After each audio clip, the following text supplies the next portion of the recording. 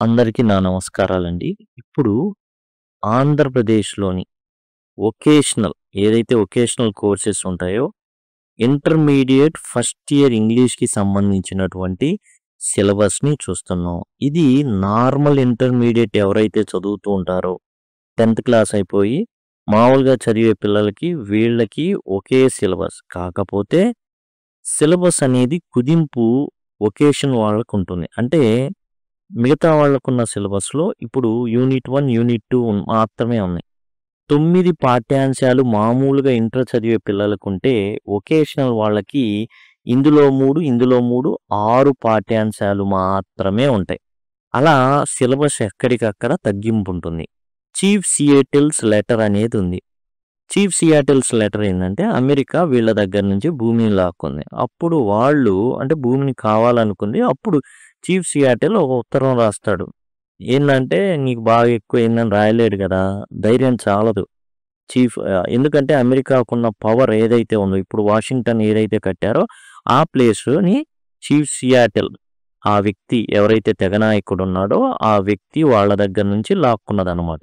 అతను ఓ ఉత్తరం రాస్తాడు అమెరికన్ గవర్నమెంట్‌కి. ఇన్విక్టస్ కాలు తీసేశారు. భయంకరమైన పరిస్థితిలో ఉన్నాడు.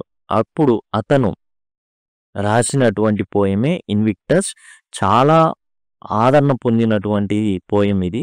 ఎందుకంటే తర్వాతి కాలంలో ఆ వ్యక్తి మీద అనేక మంచి పాత్రలనేవి వచ్చినియి. అవి చాలా హిట్ అయినియనమాట. 'ద బ్లైండ్ డాగ్' ఒక కుక్క ఏ విధంగా ఒక గుడ్డివాడికి దొరికింది. తర్వాత తన జీవితం ఎట్లా మారిపోయిందనేది. బ్లైండ్ డాగ్ యాక్చువల్‌గా గుడ్డి కుక్క కాదు. గుడ్డివాడి కుక్క అనమాట. ఎట్లా అయిపోయిందనేది కథ అనమాట. తర్వాత 'ద మెలాడీ ఆఫ్ ఓవర్ థింకింగ్' అతిగా ఆలోచిస్తుంటారు. అతిగా ఆలోచించడం వల్ల చాలా అనర్థాలు జరుగుతాయి. ఆ అనర్థాలేంటి, ఏంది అనేది మనకు రచయిత చాలా చక్కగా వివరించాడు. రెఫ్యూజీస్ కాందిశీకులు అంటారు వీళ్ళని. అంటే ఒక దేశం నుంచి పారిపోయి ఇంకో దేశానికి వెళ్ళినప్పుడు, ఆ దేశస్థులు వీరిని ఆదరించాలా వద్దా? తర్వాత రిట్రైడ్ రిఫార్మేషన్ ఒక వ్యక్తిలో మార్పు జరిగింది. అది ఎలా జరిగింది? ఆ మార్పు వల్ల తన జీవితంలో కొన్ని కష్టాలొస్తాయి. ఇతనికి టెస్ట్ గీటు రాయి అనేది ఎదురవుతుంది. అంటే అతను తేల్చుకోవాలిక. పాత జీవితమా? కొత్త జీవితమా? అలాంటి సందర్భంలో విధి ఆడిన వింత నాటకంలో బలిపశువయ్యాడా? లేదా గొప్పగా అతను తన జీవితాన్ని రూపొందించుకున్నాడా అనేది రిట్రైవ్డ్ రిఫార్మేషన్. ఆ తర్వాత గ్రామర్‌లో కూడా అండి మామూలుగా ఉన్న ఇంటర్మీడియేట్ వాళ్ళకన్నా తక్కువగా ఉంటాయి వొకేషనల్ వాళ్ళకి. Reading comprehension, non verbal information. అంటే ఏందంటే నాన్ వెర్బల్ ఇన్ఫర్మేషన్ అంటే జనరల్‌గా మనకేం చేస్తారంటే ప్రశ్నలు ఎలా ఉంటాయో చూపిస్తాను. అదిగోండి ఏడోది. ఇందులో ఒక డేటా ఇస్తారండి. ఇలా డేటా ఇచ్చేసి దాన్ని ఒక పట్టిక రూపంలో రాయమంటారు. 3 మార్కులకుంటుందనమాట. రీడింగ్ కాంప్రిహెన్షన్ కూడా ఉంటుంది. 5 మార్కులకుంటుంది. రీడింగ్ కాంప్రిహెన్షన్ అనేది 5 మార్కులకుంటుందండి.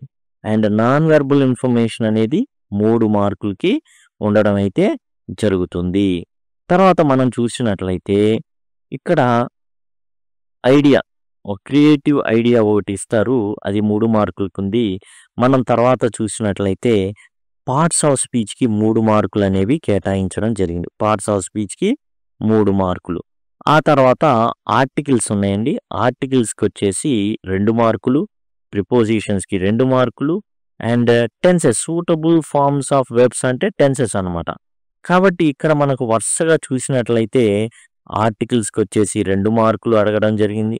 అండ్ ప్రిపోజిషన్స్ అయితే 2 మార్కులు, టెన్సెస్ 2 మార్కులు ఈ విధంగా అయితే అడగడం జరిగింది. ఆ తర్వాత క్వెషన్ ట్యాగ్స్ 2 మార్కులు.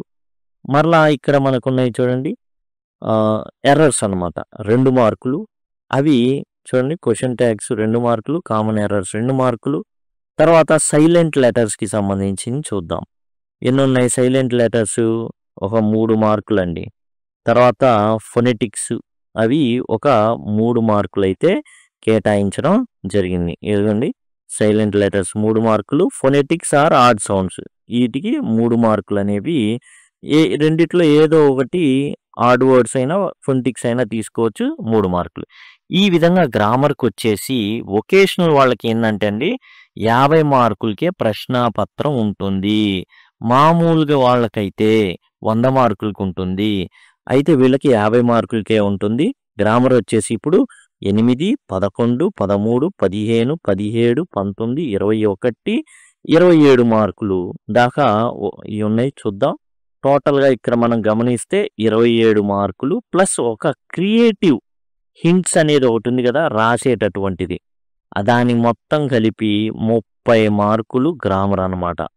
అంటే ఇది తర్వాత వచ్చేసి వీటిలో నుంచి యూనిట్ 1, యూనిట్ 2 ఏవైతే ఉన్నాయో వాటిలో నుంచి 20 మార్కులు, టోటల్గా 50 మార్కులకి ఎగ్జామ్ అయితే ఉంటుంది. ఇప్పుడు వీటిలో ఎట్లా ఇస్తారు అని కనుక మనం చూసినట్లయితే చూడండి, యానోటేషన్స్ అనేవి 8 మార్కులండి.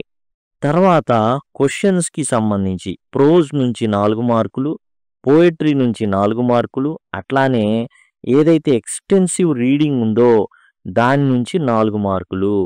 చూడండి, ప్రోజ్ ఏదైతే ఉంది, ప్రోజ్ చూడండి, చీఫ్ సియాటిల్స్ లెటర్ ఉంది, తర్వాత మలాడీ ఆఫ్ ఓవర్ థింకింగ్ ఉంది. ఈ రెండిట్లో నుంచి 4 మార్కులు. ఆ తర్వాత ఇన్విక్టస్ ఉంది, రెఫ్యూజీస్ ఉంది, ఈ 2 పోయమ్స్, దీని నుంచి 4 మార్కులు. బ్లైండ్ డాగ్ ఉంది, రిట్రైవ్డ్ రిఫార్మేషన్ ఉంది, ఈ నుంచి 4 మార్కులు.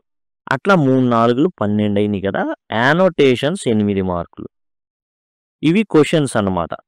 మొత్తానికి 20 మార్కులు ఆ విధంగా రావడం అయితే జరుగుతుంది. ఇదండి టోటల్గా వచ్చేసి ఏదైతే వొకేషనల్ వాళ్ళు ఉన్నారో వాళ్ళకి మన వచ్చేసి ఏంటంటే ఈ విధమైన మార్కులు. కంటెంట్ ఏదైతే ఫస్ట్ యూనిట్ 1, యూనిట్ 2 ఏదైతే ఉందో వాటి నుంచి 20 మార్కులు, గ్రామర్ నుంచి 30 మార్కులు, రీడింగ్ కాంప్రహెన్షన్ 5 మార్కులు, నాన్ వెర్బల్ ఇన్ఫర్మేషన్ 3 మార్కులు, పార్ట్స్ ఆఫ్ స్పీచ్ 3 మార్కులు, ఆర్టికల్స్ 2 మార్కులు, ప్రిపోజిషన్స్ 2 మార్కులు, టెన్సెస్ 2 మార్కులు, క్వశ్చన్ ట్యాగ్స్ 2 మార్కులు, కామన్ ఎర్రర్స్ 2 మార్కులు, సైలెంట్ లెటర్స్ 3 మార్కులు, అండ్ ఫొంటిక్స్ ఆడ్ సౌండ్స్ వచ్చేసి 3 మార్కులుగా ఉంది. మామూలుగా ఉండే ఇంటర్మీడియట్ చదివే వాళ్ళకి 100 మార్కులు ప్రశ్నాపత్రం అయితే ఈ ఎవరైతే వొకేషనల్ విద్య ఇంటర్మీడియట్ ఏదైతే చదువుతున్నారో వాళ్ళకి 50 మార్కులకే ప్రశ్నాపత్రం.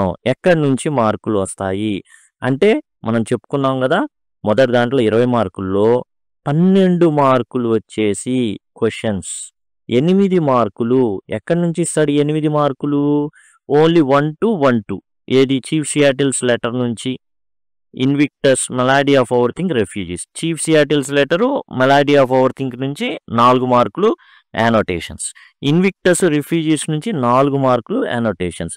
అంతేకాకుండా ప్రోజ్ నుంచి ప్రశ్నగా 4 మార్కులు, తర్వాత పోయిటరీ నుంచి ప్రశ్నగా 4 మార్కులు వస్తాయి. ఇంకో 4 మార్కులు ఎక్కడ అంటే ఈ బ్లైండ్ డాగ్, రిట్రైవ్డ్ రిఫర్మేషన్ నుంచి 4 మార్కుల ప్రశ్న వస్తాయి. అంటే ప్రతి దాని నుంచి ప్రోజ్ మొదట్లో ఉన్నాయి చూసారా, మొదటి 2 అవి ప్రోజ్, రెండోది ఉన్నాయి చూసారా ఆ 2 పోయిటరీ, చివరి ఉన్నాయి చూసారా బ్లైండ్ డాగ్, రిట్రైవ్డ్ రిఫర్మేషన్, ఇవి ఎక్స్టెన్సివ్ రీడింగ్ అన్నమాట.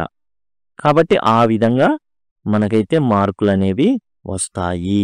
20 + 30 50 మార్కులండి. ఇది వొకేషనల్ ఇంటర్మీడియట్ ఇంగ్లీష్ ఎవరైతే చదువుతున్నారో వారికి సంబంధించినటువంటి ఇంగ్లీష్కి సంబంధించినటువంటి టోటల్ సిలబస్, మార్కులు ఎక్కడి నుంచి వస్తాయి అనేది మనం చెప్పుకున్నాం. తర్వాత మోడల్ పేపర్ అనేది ఇంకా ఫర్దర్గా ఎలా ఉంటుంది ఏంటి అనేది మనం చూద్దాం.